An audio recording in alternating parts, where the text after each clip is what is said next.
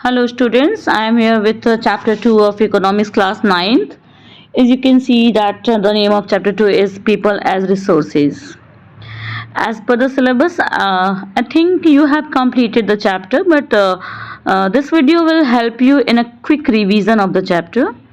And if you will need the complete explanation, then I will provide you that also. ठीक है, तो मैं आपको वो भी दूंगी.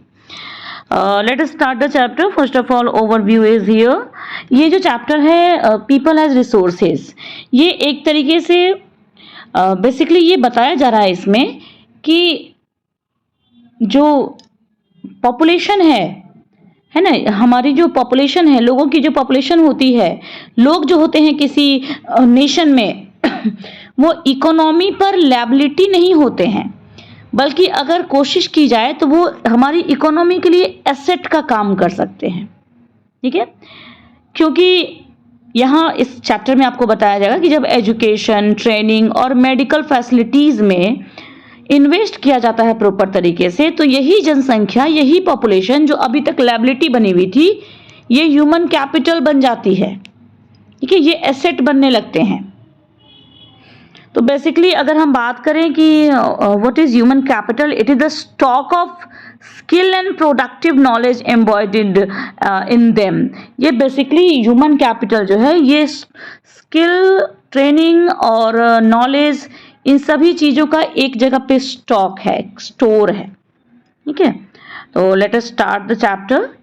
सबसे पहले हम जानेंगे कि पीपल एज अ रिसोर्स जो तरीका है पढ़ने का, बेसिकली ये एक तरीके से बताया जा रहा है कि अभी का जो प्रोडक्शन से रिलेटेड स्किल है, लोगों की जो क्षमता होती है, लोगों का जो स्किल होता है, उसको जानने का एक तरीका है ये. ठीक है, जैसे सबसे पहले हम बात करेंगे जीडीपी की. मोस्ट कॉमन टर्म जो हम अक्सर इकोनॉमी में सुनते हैं वो होता है GDP, GNP, gross national product. ठीक है, तो बेसिकली यहाँ हम क्या देखते हैं कि ये ग्रॉस नेशनल प्रोडक्ट है. ग्रॉस नेशनल प्रोडक्ट को कहने का यहाँ पे मतलब हुआ कि जो हमारे पूरे कंट्री का जो एक ग्रॉस तरीके से प्रोडक्ट आया एक ईयर में, एक इकोनॉमिक ईयर में, एक फाइनेंशियल ईयर में, यहाँ पर उसी के बारे में बताया जा रहा है. कभी इत्मीनान से जीडीपी, जीएनपी और ये सारे टर्म्स, इनके बीच में डिफरेंस, इन सारी चीज़ों की चर्चा हम करेंगे. अभी हम बस चैप्टर के थ्रू चलते हैं. यहाँ बेसिकली ये कहा जा रहा है कि दूसरे रिसोर्सेज की तरह पॉपुलेशन भी एक रिसोर्स है, जिसको हम ह्यूमन रिसोर्सेज के नाम से जानते हैं. बेसिकली ये पॉपुलेशन का एक पॉजिटिव एस्पेक्ट है, और हम क्या करते हैं अक्सर कि हम पॉपुलेशन को नेगेटिव रूप में देखते हैं, और व्हेनेवर हम इसके नेगेटिव रूप को देखते हैं ना, तो हम पॉजिटिव रूप को कहीं ना कहीं इग्नोर कर देते हैं. जैसे कि हम ये तो सोचते हैं कि इतनी ज़्यादा पॉपुलेशन है, इनके खाने पीने का, इनके एजुकेशन का, इनके हेल्थ फैसिलिटी का इंतज़ाम करना होगा, लोगों के लिए अच्छी से अच्छी सुविधा देनी होगी, लेकिन हम ये सोचते हुए इस बात को नहीं समझ पाते, इग्नोर कर देते हैं कि इतने सारे लोग हैं तो मैन पावर भी तो हमारे पास है. हमारे पास इसको कहते हैं लेबर पावर, वर्क पावर भी तो हमारे पास है, जिससे हम बहुत सारी चीज़ें क्रिएट कर सकते हैं. ठीक है, तो इस तरीके से जब हम इस ह्यूमन रिसोर्सेज को और ज़्यादा एजुकेशन और हेल्थ फैसिलिटी के द्वारा डेवलप करते हैं, तो हम इसे कहते हैं ह्यूमन कैपिटल फॉर्मेशन. ठीक है, इसको बोलते हैं ह्यूमन कैपिटल फॉर्मेशन. किसे कहते हैं? जब ह्यूमन रिसोर्सेज को ज़्यादा नॉलेज, ज़्यादा एजुकेशन और ज़्यादा हेल्थ फैसिलिटीज़ प्रोवाइड करा के डेवलप किया जाता है, तो इसे ह्यूमन कैपिटल फॉर्मेशन कहते हैं. आगे हम देखेंगे.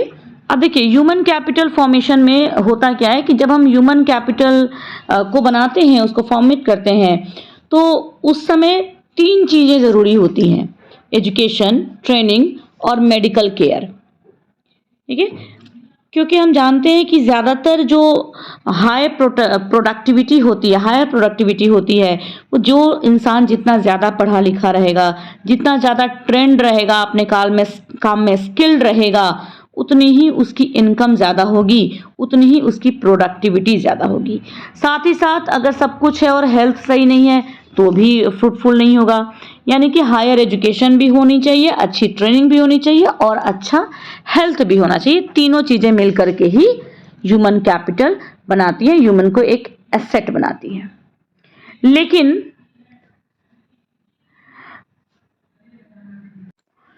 जहां तक हम देखेंगे आगे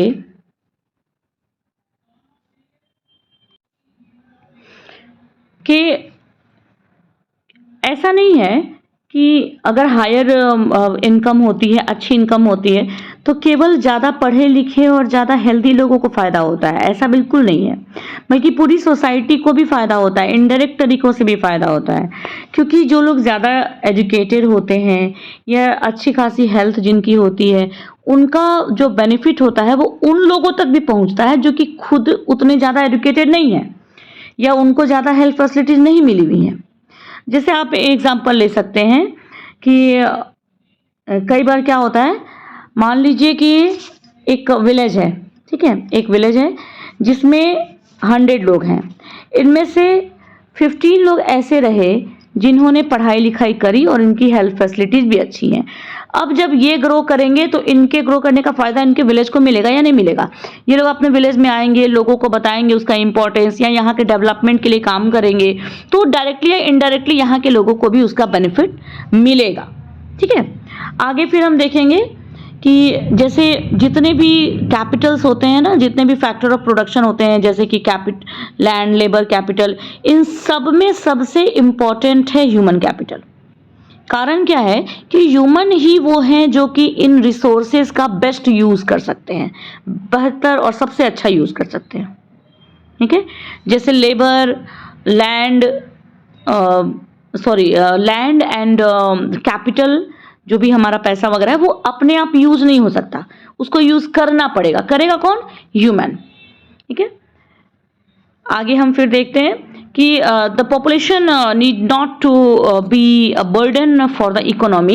ये ज़रूरी नहीं है कि अगर एक बड़ी पॉपुलेशन है तो वो हमारी इकोनॉमी पे बर्डन ही हो। इसको हम थोड़ा सा इन्वेस्टमेंट करके इसे एसेट में चेंज कर सकते हैं। कहने का मतलब कि एक एसेट में चेंज करने के लिए क्या चाहिए? Education, training and health facilities. ठीक है, अब यहाँ पे 2 केसेस दिए गए हैं। एक केस है सकल का।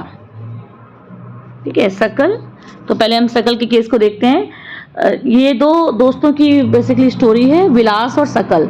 ये दोनों एक ही विलेज में रहते हैं, विलेज का नाम है सेमापुर। सकल जो है ये 12 इयर्स का बच्चा रहा था और इसकी माँ शीला घर का कामकाज देखती थी। इसके पिताजी जो हैं बूटा चौधरी, वो खेत में काम करते थे। अपने घर के कामकाज में सकल अपनी माँ की हेल्प करता था। इसके चाचा ने मैट्रिक पास किया लेकिन वो घर में बेकार बैठे क्योंकि उनको कोई जॉब नहीं मिली। बूटा और शीला, बूटा चौधरी और शीला दोनों ही ये चाहते थे कि सकल पढ़ लिख जाए। इन्होंने अपने बेटे का नाम अपने गांव के स्कूल में लिखवा दिया और सकल वहाँ पढ़ने लगा। पढ़ने के बाद से वहाँ पे उसने जो सेकेंडरी का एग्जामिनेशन था वो उसने पास किया और आगे पढ़ाई करने के लिए उसने कंप्यूटर की पढ़ाई की। ठीक है, कंप्यूटर का वोकेशनल कोर्स उसने किया और चूंकि अपना टैलेंट बहुत अच्छा ज़्यादा था उसमें, तो स्टार्टिंग से ही पढ़ाई भी मन से करता रहा। कुछ टाइम बाद एक प्राइवेट फर्म में उसको जॉब मिल गई और नतीजा ये हुआ कि उसने एक नए तरह का सॉफ्टवेयर डिज़ाइन किया। इससे उसे काफ़ी प्रमोशंस मिले, उससे बॉस भी उससे काफ़ी खुश हुए। तो ये स्टोरी थी सकल की। इसके बाद हम स्टोरी देखते हैं विलास की। विलास की स्टोरी में क्या है कि ये एक 11 ईयर्स का बॉय था और जैसा कि आपको पता है कि ये सकल के विलेज में ही रहता था, सेमापुर में ही। विलास के फादर महेश जो थे ये एक फिशरमैन थे। विलास केवल 2 साल का था तो उसके फादर की डेथ हो गई थी। इसकी माँ गीता ने मछलियाँ बेच बेच के इसको पढ़ाया, इसका पालन पोषण किया, इसकी अपब्रिंगिंग की और ये अपने जमींदार के तालाब से फिशेज खरीदती थी और पास की मंडी में ले जाके बेच देती थी।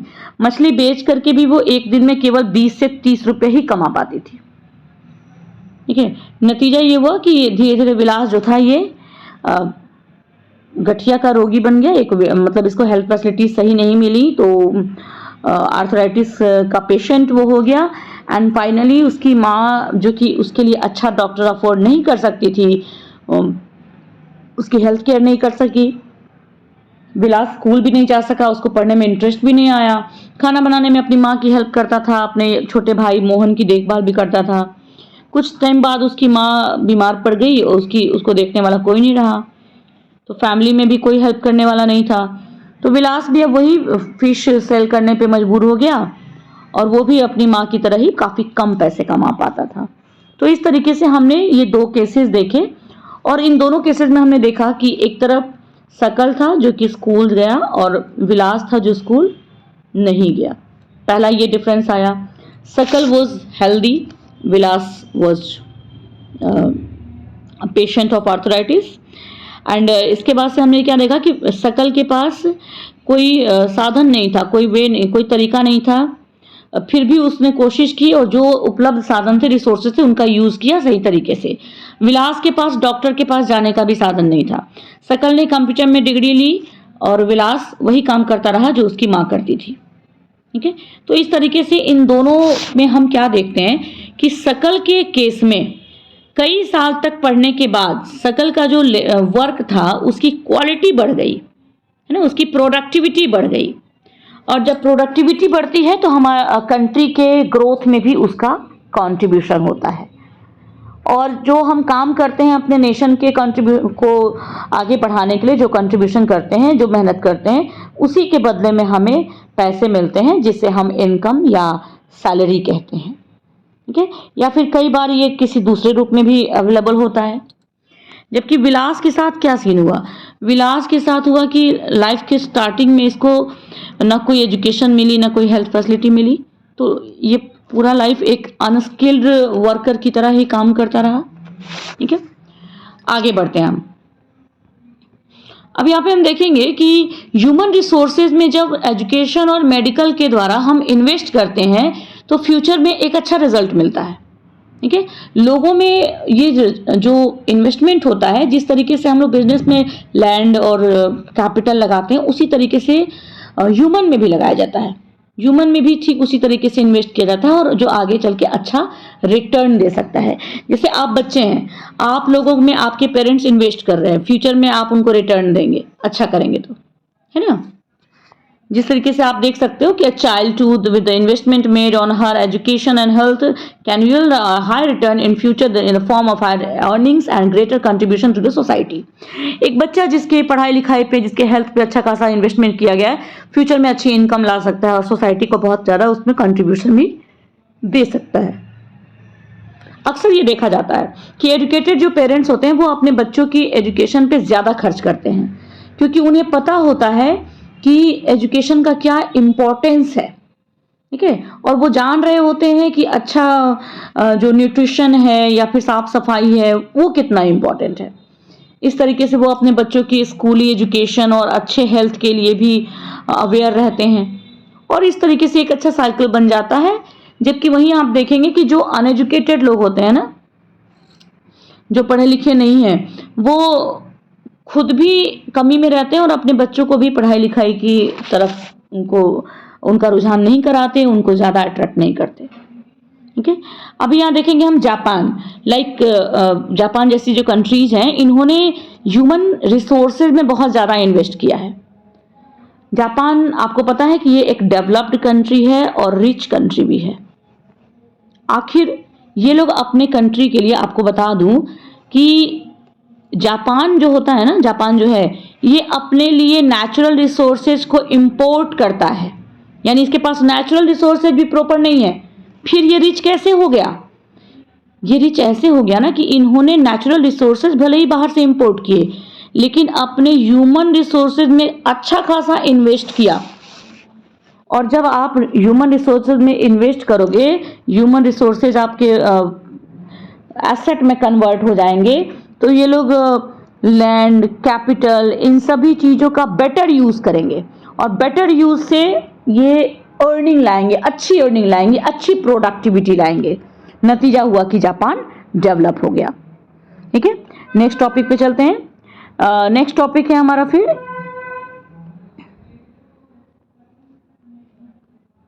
Human activities by men and women. देखिए विलास और शकल की तरह ही लोग बहुत सारे एक्टिविटीज में लगे हुए रहते हैं। हमने देखा कि विलास जो था वो फिशेज बेचता था और शकल को एक फॉर्म में जॉब मिल गई थी। तो अलग अलग जो एक्टिविटीज होती है ना उनको हम लोग 3 सेक्टर में बांटते हैं, first sector, second sector, third sector. First sector में आता है प्राइमरी सेक्टर, जैसे education agriculture, forestry, animal husbandry, fishing, ठीक है। और सेकेंडरी सेक्टर में आता है बेसिकली मैन्युफैक्चरिंग सेक्टर, जिसमें जितने भी मैन्युफैक्चरिंग से संबंधित चीज़ें होती हैं वो सब आती हैं। थर्ड में आता है टर्शियरी सेक्टर। टर्शियरी सेक्टर में बेसिकली जो इतनी सर्विसेज हैं वो सब आ जाती हैं, ठीक है। तो इस तरीके से हम क्या देख रहे हैं कि 3 तरह का सेक्टर हमारे पास है, और इन तीनों सेक्टर में जो एक्टिविटीज होती है वो इकोनॉमिक एक्टिविटी होती है। इकोनॉमिक एक्टिविटी यानी वो एक्टिविटी जिससे हम कुछ कमाते हैं, अर्न करते हैं, ठीक है, या फिर जिससे हम जीडीपी में या नेशनल इनकम में कुछ ऐड करते हैं, हम पैसे कमाते हैं, तो वो एक्टिविटी इकोनॉमिक एक्टिविटी कही जाती है, ठीक है। अब यहां 2 तरह की एक्टिविटीज हो गई, एक इकोनॉमिक, एक हो गई नॉन इकोनॉमिक, ठीक है। इकोनॉमिक एक्टिविटी वो जिससे हम पैसे कमा रहे हैं, नॉन इकोनॉमिक वो जिससे कोई अर्निंग नहीं आ रही है। नॉन इकोनॉमिक का मतलब हुआ कि जो हम अपने खुद के लिए, जैसे मान लीजिए हमारे घर में अगर मैं अपने बच्चों को पढ़ा रही हूँ, अपने बच्चों को, तो वो नॉन इकोनॉमिक है। जबकि अगर मैं किसी को ट्यूशन दे रही हूँ, वो मुझे पैसा पे कर रहा है, तो वो इकोनॉमिक एक्टिविटी है। इसी तरीके से हम क्या देखेंगे कि हमारी सोसाइटी में मेन और वुमेन के बीच में भी लेबर का डिवीजन है। आमतौर पे हम क्या देखते हैं कि फीमेल जो होती है वो घर के कामकाज देखती है, परिवार को संभालती है, और मेल जो होते हैं वो बाहर फील्ड में काम करते हैं, ठीक है। जैसे कि शकल की माँ, हमने शकल का केस जो देखा, शकल की माँ खाना बनाती थी और बर्तन साफ करती है, कपड़े धोती है, घर की सफाई करती है। शकल के फादर जो थे वो बूटा चौधरी, वो खेतों में काम करते हैं, ठीक है। तो इस तरीके से हम क्या देख रहे हैं कि फैमिली में घर के लिए माँ जो काम कर रही है उसके लिए उसको कोई पैसा नहीं मिल रहा है, जबकि बाहर जाके फादर जो काम कर रहे हैं उसके बदले वो पैसा कमा रहे हैं, ठीक। तो ये हमारे यहाँ ट्रेडिशन है कि परिवार के लिए, फैमिली के लिए जो काम फीमेल करती हैं उसके लिए उनको कोई पेमेंट नहीं किया जाता। इसीलिए घर में किए हुए काम को, हाउस होल्ड वर्क को, अपने घर में किए हुए काम को, ध्यान रखिएगा, नेशनल इनकम से कनेक्ट नहीं किया जाता। कहने का मतलब कि अगर मैं अपने घर में बर्तन धो रही हूँ, सफाई कर रही हूँ, झाड़ू लगा रही हूँ, तो इसके बदले मुझे कोई पैसा नहीं मिल रहा। जब पैसा नहीं मिला तो वो इकोनॉमिक एक्टिविटी नहीं है, ठीक है। अब दूसरे केस में हमने देखा विलास की माँ गीता, जो कि फिश बेच करके पैसा कमा रही है। तो इस तरीके से यहाँ पर वो इकोनॉमिक एक्टिविटी कर रही है क्योंकि वो घर के बाहर काम कर रही है, ठीक है। हालांकि हमारे कंट्री में देखा जाता है अक्सर जगह पे कि फीमेल और मेल के बीच में पेमेंट का भी काफ़ी डिफरेंस होता है। एक ही काम, सेम वर्क, अगर मेल कर रहा है तो उसको ज़्यादा पेमेंट मिलती है, फीमेल कर रहे हैं तो उसको कम पेमेंट मिलती है। ज़्यादातर फीमेल के साथ ऐसा होता है। आगे हम बढ़ते हैं। नेक्स्ट है क्वालिटी ऑफ पॉपुलेशन। देखिए पॉपुलेशन की क्वालिटी हम कैसे इंप्रूव कर सकते हैं, ये डिपेंड करता है लिटरेसी रेट पर, health of a person and indicated by life expectancy and skill formation acquired by the people of a country। अब इसको एक एक करके समझिए। लिटरेसी रेट क्या होता है, देखिए कहीं भी 7 साल से ज्यादा एज का कोई भी इंसान जो किसी भी एक लैंग्वेज में कम से कम बोलना, पढ़ना, लिखना और समझना जानता है, किसी भी एक लैंग्वेज में, उसको हम लिटरेट कहते हैं। अगर 7 साल या उससे ज़्यादा एज का है तो किसी भी एक लैंग्वेज में बोलना, लिखना, पढ़ना, समझना जानता हो। अगर वो 7 साल से ज़्यादा का है और किसी भी एक लैंग्वेज में बोलना, पढ़ना, लिखना, समझना नहीं कर सकता तो उसको हम इलिटरेट कहते हैं। और इसी रेट को निकाला जाता है, जितने लोग आते हैं उसके अकॉर्डिंग इसको लिटरेसी रेट कहते हैं। नहीं समझ आया हो, थोड़ा सा रिवर्स करके फिर से सुन लीजिए। दूसरा टर्म है health of people indicated by life expectancy. ये लाइफ एक्सपेक्टेंसी क्या होती है जिसमें एक्सपेक्ट किया जाता है कि कोई इंसान कितने साल तक अपनी जिंदगी जी सकता है। जैसे मान लीजिए पुराने समय में होता था लोग 75 साल तक जीते थे, फिर 75 ईयर्स तक, तो उस समय लोगों की लाइफ एक्सपेक्टेंसी जो थी वो 75 ईयर थी, क्योंकि बीमारियां भी कम होती थी, फिजिकल एक्टिविटी लोग ज्यादा करते थे, हेल्दी होते थे। आज के टाइम में ये जो हो गया है ये 65 के आसपास हो गया है। यानी क्यों? देखिए, हर ऐसा नहीं कि हर कोई 65 ईयर तक ही जिएगा, लेकिन एवरेज एक देखा जाए तो 65 ईयर के आसपास आज के समय में माना जाता है कि इंडिया में लोगों की लाइफ होती है। किसी की ज्यादा भी हो सकती है, किसी की कम भी हो सकती है, लेकिन एक एवरेज डेटा, इसको कहते हैं लाइफ एक्सपेक्टेंसी। और बाद में है skill formation acquired by the people of the country, कि लोगों के अंदर कितना स्किल है, कितने नॉलेजेबल हैं लोग, कितना दक्ष हैं, कितने ट्रेंड हैं अपने काम को करने में, कितना बेहतर तरीके से काम कर सकते हैं। इन चीजों पे डिपेंड करता है क्वालिटी ऑफ पॉपुलेशन। ठीक है, यहां एक लाइन है, बहुत अच्छी लाइन है, the quality of population ultimately decide the growth of the country and literate and healthy population are an asset. जो पढ़े लिखे, लिटरेट और हेल्दी लोग होते हैं वो कंट्री के लिए एक एसेट होते हैं। आगे हम देखेंगे एजुकेशन। एजुकेशन में हम देख रहे हैं कि शकल के का एग्जाम्पल हमने देखा कि कैसे शकल के एजुकेशन की वजह से उसकी लाइफ कैसे चेंज हो गई, जबकि वही हमने देखा था विलास के उनको एजुकेशन नहीं मिली तो उनको काफी प्रॉब्लम हुई थी। जैसे यू कैन से कि जब एजुकेशन हमारे पास अच्छी होती है तो हम अच्छा जॉब करते हैं, अच्छा जॉब करते हैं तो कहीं ना कहीं हम नेशनल इनकम में पार्ट करते हैं। नेशनल इनकम का मतलब कि नेशन में सभी लोगों की इनकम को मिला के नेशनल इनकम निकलता है। ठीक है, basically there is a provision made for providing universal access, retention and quality in elementary education with a special emphasis on girls.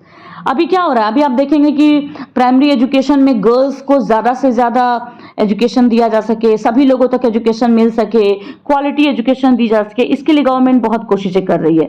आप देख सकते हैं कि हर जिले में नवोदय विद्यालय या फिर हर डिस्ट्रिक्ट में वोकेशनल स्ट्रीम्स ये सब डेवलप किया गया है, बेसिकली इसीलिए ताकि बच्चों को नॉलेज और स्किल से रिलेटेड काम दिया जा सके, वो बेहतर कर सके। ठीक है, एजुकेशन पे जो हमारा पहला 5 ईयर प्लान था ना, उसमें 151 करोड़ रुपए का बजट था, और आप देखोगे कि ये प्लान हमारी 11th प्लान तक आते आते, फर्स्ट 5 ईयर प्लान में हमारा बजट था 151 करोड़, और बाद में आप देखेंगे कि 11th 5 ईयर प्लान में आते आते हमारा ये बजट हो गया 3766.90 करोड़ रुपए। आप देख सकते हैं कि गवर्नमेंट्स को भी ये समझ आ रहा है कि एजुकेशन पे इन्वेस्ट करना कितना जरूरी है ह्यूमन कैपिटल को बनाने के लिए। ठीक है, आगे देखते हैं। अब देखो यहाँ पे बात है कि जो लिटरेसी है ना, पढ़ा लिखा होना, ये हर सिटीजन का राइट है, हर सिटीजन का ये राइट है। ठीक है, बल्कि आप देखिए कि पॉपुलेशन के अलग अलग पार्ट के बीच में काफी डिफरेंस पाया जाता है। जैसे आप देख सकते हो कि फीमेल के कंपैरिजन में मेल जो हैं ये ज़्यादा लिटरेट हैं, फीमेल कम लिटरेट हैं, है ना, यू कैन सी। जबकि आप 2011 के डेटा पे जाओ तो केरला में जो लिटरेसी रेट है ये 94% है, जबकि बिहार में लिटरेसी रेट मात्र 62% है। ठीक है, कई बार तो हम देखते हैं कि स्कूल की एजुकेशन बच्चे बीच में ही छोड़ देते हैं। 6 साल से 14 साल तक के जो बच्चे होते हैं उनको 2010 के समय तक कोशिश किया गया, चूंकि सर्व शिक्षा अभियान शुरू किया गया। सर्व शिक्षा अभियान जो है ना, ये 2010 में स्टार्ट किया गया। बेसिकली इसका पर्पस यही था कि सभी बच्चों को पढ़ाई करने का राइट मिले, सभी बच्चे स्कूल आ सकें। इसके अलावा स्कूल से आने से रिलेटेड और भी बहुत सारे प्रोग्राम हमारी गवर्नमेंट ने चलाए हैं, जैसे कि आप देख सकते हो एक प्लान होता है सेतु पाठ्यक्रम। ठीक है, यहाँ देखो, यहाँ लिखा भी है ब्रिज कोर्सेस। इसको सेतु पाठ्यक्रम भी बोलते हैं स्कूल्स में। इसके अलावा बैक टू स्कूल कैंप्स, ये सारी चीज़ें स्टार्ट की गई बेसिकली इसीलिए कि बच्चे ज़्यादा से ज़्यादा स्कूल तक पहुँचें। मिड डे मील शुरू किया गया। मिड डे मील शुरू करने का पर्पस यही था कि अटेंडेंस और रिटेंशन को बढ़ाया जाए, बच्चे स्कूल आए, उनकी सिचुएशन में सुधार हो, बच्चों का अटेंडेंस बढ़ सके स्कूल्स में, इन सब का मेन पर्पस यही था। फिर यहाँ एक टर्म आता है ग्रॉस एनरोलमेंट रेशियो, GER। देखो ये भी बहुत इंपॉर्टेंट चीज़ है, कुछ टर्म्स यहाँ बहुत इंपॉर्टेंट मिल रहे हैं। ग्रॉस एनरोलमेंट रेशियो में क्या होता है ना कि जितने बच्चे स्कूल आने की एज के हैं, ठीक है, ये देखिए यहाँ लिखा है in higher education in the age group of 18 to 23 years. Basically ये इस एज का दिया गया है, लेकिन ग्रॉस एनरोलमेंट रेशियो का मतलब होता है स्कूल से, मान लो स्कूल की बात करते हैं तो जो स्कूल गोइंग एज है, स्कूल एज के कितने बच्चे स्कूल में आ रहे हैं, इनरोल्ड हैं, उसका जो रेशियो निकालते हैं उसको ग्रॉस एनरोलमेंट रेशियो कहते हैं। ये अलग अलग एज के लिए अलग अलग निकलता है, स्कूल एज का अलग हुआ, हायर एजुकेशन का अलग हुआ, कॉलेज का अलग हुआ, है ना, इस तरीके से इसको निकाला जाता है।